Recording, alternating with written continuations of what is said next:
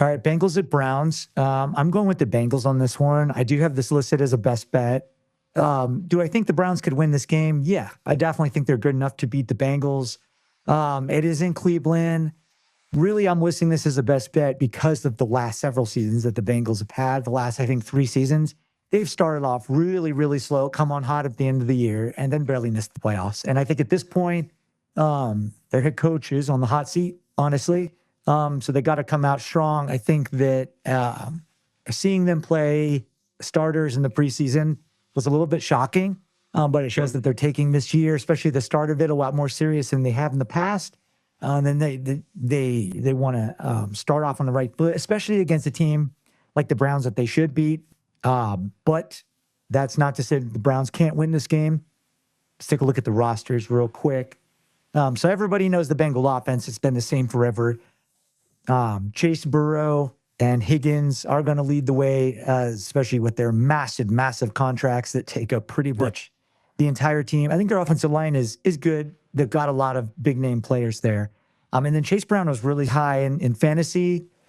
I don't know if I necessarily agree with that. I think he's a good running back. I saw some stat that like after he became the starter, he was like one of the best running backs in fantasy, and good for him.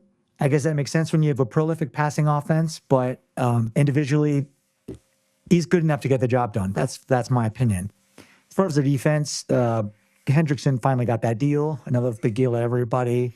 Kind of looking at the rest of their team here.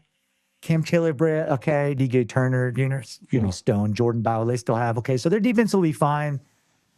Nothing special. Like it's been the last several years, definitely not that Super Bowl year when their defense was really, really solid. Had a lot of good, solid, young talent there at the time.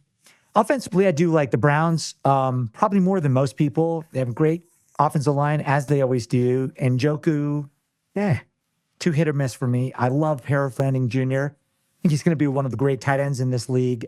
He was great at Bowling Green, and I know it was Bowling Green, but even in the preseason, he was solid. He's a big dude. He can make plays. Very, very athletic for his size.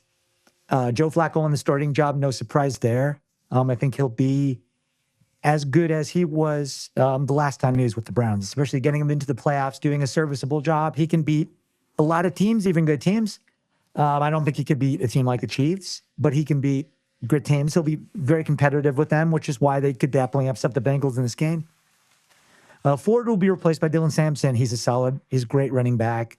Receiver outside of Judy. And so that's kind of, and then let's look at the defense quick. Myles Garrett, I like that they added Tron Shrinka, and Garrett got that big contract, which kind of prompted the whole pass rushing contracts this offseason. Okay, Swissing here, okay. Devin Bush, all right. Greg Newsome, Denzel Ward, Del Pitt. Okay, so a great secondary, especially the corners are really, really solid. I think Newsome got a new deal. So defense should be pretty good.